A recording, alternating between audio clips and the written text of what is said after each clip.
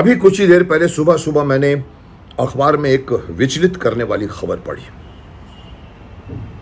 एक सुल्तानपुर गांव के एक छोटे से नन्हे से 7 महीने के बच्चे को स्पाइनल कॉलम का प्रॉब्लम है। इसके लिए उसे इंजेक्शन लगाने की आवश्यकता है। यहाँ तक तो बात समझ में आती है, लेकिन जो बात विचलित कर गई मुझे वो ये है कि उस इंजेक्शन की कीमत 16 करोड़ रुपए है। 16 करोड़ रुपए एक इंजेक्शन के लिए। Can you imagine? किस दुनिया में रह रहे हैं आप, किस देश में रह रहे हैं जहां पर एक गरीब छोड़िए, ये करोड़पति आदमी के घर में भी अगर इस तरह के इंजेक्शन लगाने पड़ जाएं तो उसका बजट हिल जाएगा। जैसे मैं कह चुका हूं कि किसी भी परिवार में जब अगर कैंसर आ जाता है तो उसका बजट हेवायर हो जाता है। लेकिन मुझे एक बात पढ़ के अच्छा भी लगा कि पूरा आसपास के गांव के लिए मदद के लिए फ़ोन आ रहे हैं। कई लोगों ने अपनी तरफ से मदद के लिए अपनी तरफ से कहा कि हम आपको देंगे, कोई लाखों रुपए दे रहे हैं, हज़ारों रुपए देंगे शायद इसको। उसके बच्चे के परिवार वालों को लोगों के सामने हाथ फैलाना पड़ रहा है। मुझे इसकी शिकायत है। क्यों? कहाँ है सरकार? किस बात के लिए सरकार बनती है? पब्लिक के लिए बनती है ना। पब्लिक के पैसे लेते हो आप, पब्लिक के टैक्सेस लेते हो, पब्लिक के सहारे आपके पास अरबों रुपए आते हैं। क्या उसमें आपके पब्लिक के स्वास्थ्य के लिए आपको कोई चिंता नहीं है कि वो परिवार, ये पता है आपको कि 16 करोड़ का इंजेक्शन कोई भी आम परिवार नहीं जुटा सकता। इसके लिए कोई दो राय नहीं है। वो अगर जुटाएगा तो वो तरीके लगाने पड़ेंगे, उसको ढूंढने पड़ेंगे, लोगों की मदद मांगनी पड़ेगी, गुहार लगानी पड़ेगी उसको। लोग देंगे। हमारे यहाँ पर दानवीर करण बैठे हुए हैं बहुत सारे, लेकिन वो इसी वक्त ही क्यों आते हैं? क्यों नहीं पहले आते? क्यों नहीं हमारे इस मेडिकल सिस्टम को चेंज किया जाता है? क्यों मेडिकल सिस्टम में इतने हज़ारों लाखों रुपए की पेमेंट की जाती है? मैंने पहले भी कोरोना में भी कहा था, मैंने कहा कि हॉस्पिटलाइजेशन को फ्री कर दीजिए मोदी जी। नहीं तो ये जो हम कहते हैं, जिसको हम कहते हैं करप्शन, काला बाजारी, मुंह खोल कर, मुंह बाएं आपके सामने आकर खड़ी हो जाएगी। और वही हुआ। कोरोना जितना घातक नहीं बना, उससे ज्यादा घातक बना कोरोना की ट्रीटमेंट, हॉस्पिटलों की पेमेंट। मैं इस पॉइंट पे इस बच्चे जिसका नाम है अनमय, 7 महीने का बच्चा है, सुल्तानपुर गांव का बच्चा है, स्पाइनल कॉलम का प्रॉब्लम है। डॉक्टर ने कहा कि इसको एक इंजेक्शन लगाना पड़ेगा। मैं समझ सकता हूं उनके पास कोई और इलाज नहीं होगा, लेकिन लगाइए ना साहब। पैसे क्यों मांगते हो? 16 करोड़ रुपए क्यों मांगते हो? 16 करोड़ रुपए के लिए क्यों? एक आम पब्लिक जनता जो ऑलरेडी टैक्सेस भर के सरकार को बना के सरकार का बजट बनाती है, वो क्यों नहीं एक्सपेक्ट करती कि उसी पैसे से उसका इलाज होना चाहिए? मदद के लिए गांव गांव से फोन आ रहे हैं। लोग कहते हैं हम अपने गणपति का जितना भी पैसा इकट्ठा होगा हम आपको दे देंगे। अच्छी बात है। बहुत लोगों ने अपनी तरफ से लाखों रुपए की मदद के लिए हाथ बढ़ाया, लेकिन सरकार अभी तक आगे क्यों नहीं आई है? मुझे इसी के बात की शिकायत है। सरकार की तरफ से क्यों नहीं इस बात को उठाएगा? ये पहली बार इसका इंजेक्शन नहीं है। इसके पहले भी कई बार मैं पढ़ चुका हूँ, इंजेक्शन आते हैं 12 लाख, 13 लाख, 12 करोड़, 13 करोड़ का इंजेक्शन है। और वो इंजेक्शन कैसे भी कदर लाया जाता है, उसको पेपरों में लिखा जाता है इतना बड़ा करोड़ रुपए का इंजेक्शन है, उसको लगाया गया, उसकी पूरी की पूरी रिपोर्टिंग होती है, दिखाई जाती है, बच्चा दिखाया जाता है या पेशेंट दिखाया जाता है, और फिर वो पेशेंट शायद ठीक भी हो जाता है। लेकिन निंदनीय बात है मेरे हिसाब से, निंदनीय ये है कि आप अगर एलोपैथी हमको अगर इलाज करती है, ठीक है, अच्छी बात है, हम ठीक भी हो जाते हैं, हम शुक्रगुजार हैं एलोपैथी के। लेकिन अगर एलोपैथी के नाम पर डॉक्टर्स तो खैर कुछ नहीं करते, बट हॉस्पिटल्स मालिक और बड़े बड़े जो दवाइयाँ बेचने वाले मैन्युफैक्चरर्स की लॉबी है, वो उस बहाने टैबलेट्स बेचती है, उस बहाने दवाइयाँ बेचती है, उस बहाने इंजेक्शन्स बेचती है। कोरोना के टाइम पे 3-4 हज़ार रुपए का इंजेक्शन 33,000 हो गया था। क्यों नहीं उस वक्त सरकार खड़ी हुई? क्यों नहीं उस वक्त जनता खड़ी हुई? क्यों नहीं उसका विरोध किया गया? हम और हर बात का विरोध करते हैं, लेकिन ये हमारा फंडामेंटल राइट है कि हमारी स्वास्थ्य और हमारे एजुकेशन को सरकार हमें प्रोवाइड करेगी। ये मैं समझता हूँ हमारे संविधान में लिखा हुआ होगा, डेफिनेटली लिखा होगा। क्यों नहीं मेरी बात को ये माना जाता है कि मोदी जी को मैंने कहा था, सर हॉस्पिटलाइजेशन और एजुकेशन को फ्री कर दीजिए, देश बहुत तरक्की करेगा, आपको दुआएं देगा। सरकार के पास मैं समझ सकता हूं बहुत सारे प्रॉब्लम्स हैं और भी बहुत गम है ज़माने में, मैं समझ सकता हूं।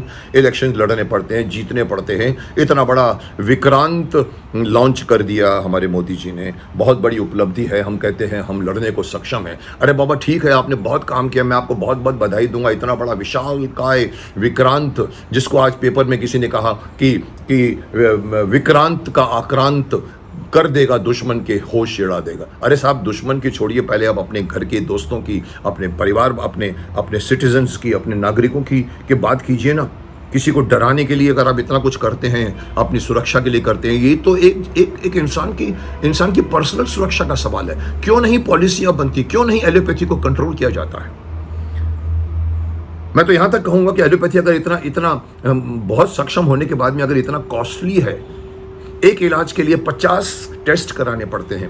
अगर एक ज़माने में एक वैद्य होता था, सिर्फ नाड़ी पकड़ के हमारे बोल देता था कि आपको ये प्रॉब्लम है, चलिए आप जो है ये वटी ले लीजिए, वो भस्म खा लीजिए, वो कर लीजिए, ठीक हो जाते थे उस वक्त लोग।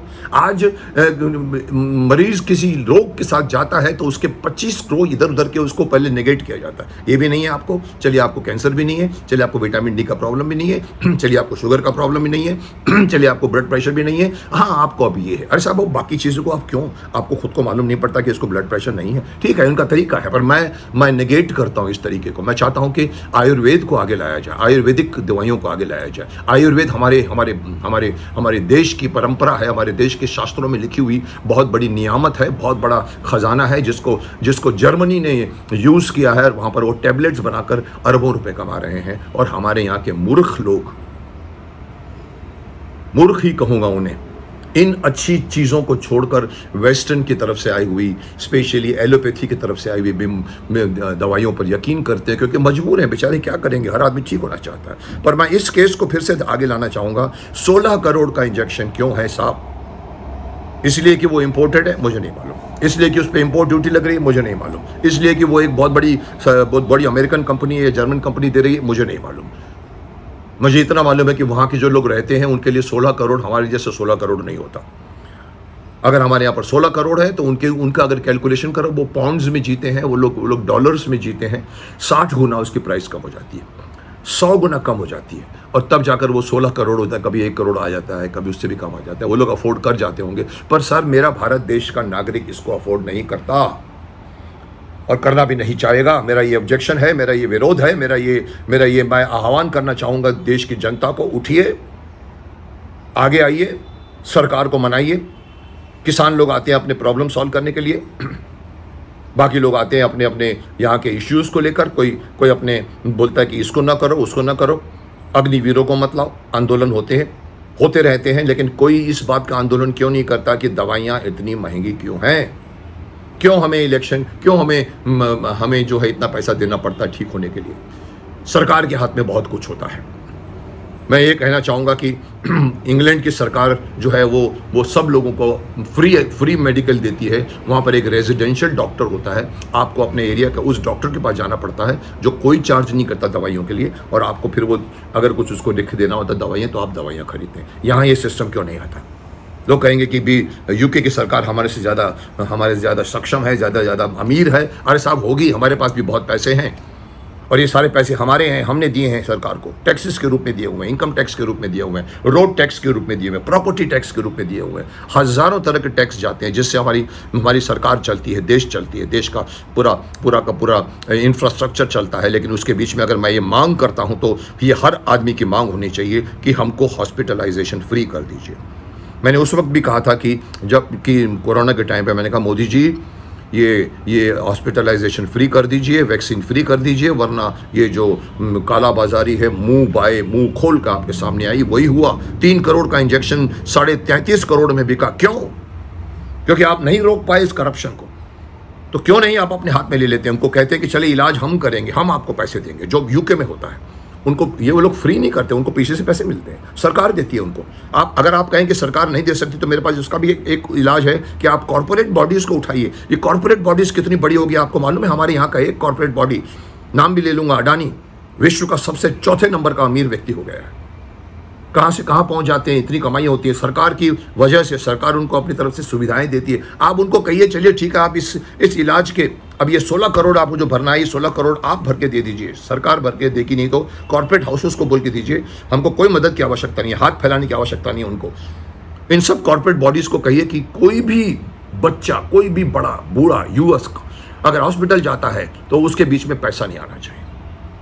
डॉक्टर को यह कहने की जरूरत नहीं है कि नीचे जाकर आप 30 हजार रुपये भर दीजिए, जो मेरे साथ हुआ है, मेरे भतीजे के साथ हुआ है, उसके बाद टच करते हैं उसको। ऐसा बाहर नहीं होता। आप यहाँ करके दीजिए, पैसे बाद में देंगे आपको, वो कॉर्पोरेट बॉडीज देगी। अब आप बोलेंगे कॉर्पोरेट बॉडीज कैसे देगी, उनका नुकसान नहीं होगा। साहब नुकसान नहीं होगा, सरकार के पास बहुत तरीके हैं उनको मालामाल करने के।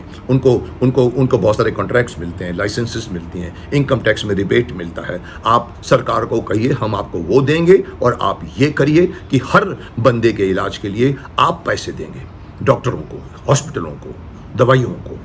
फिर आप देखिए कि दवाइयों के प्राइस नहीं बढ़ेंगे, हॉस्पिटलों के प्राइस नहीं बढ़ेंगे, क्योंकि उनको मालूम है कि जो पैसा दे रहा है वो चेक भी कर सकता है। कॉमन मैन कुछ नहीं बोल सकता, उसको मरने और जीने के बीच में उसके पास टाइम नहीं होता सोचने के लिए कि ये 3,000 का इंजेक्शन 33,000 में क्यों बिक रहा है। वो कुछ नहीं बोल सकता, मजबूर है, वो क्या करेगा बेचारा, उसको जीना है, उसको चाहिए।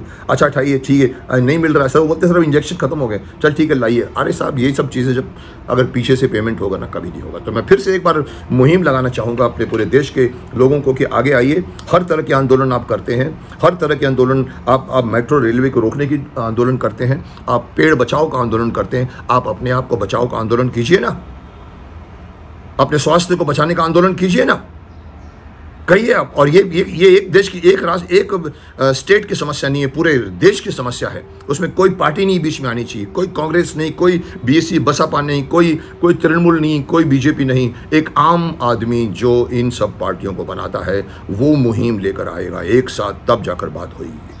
तो मैं फिर से ये लगाना चाहता हूँ, इस बच्चे को मैं आयुष्मान भव कहना चाहूँगा। ये बच्चा इस इंजेक्शन को, जो मुझे मालूम है हो जाएगा इंतज़ाम, ठीक हो जाएगा, लेकिन ऐसे अन्वय और भी बहुत से आने वाले हैं साहब, उनके लिए कुछ कीजिए।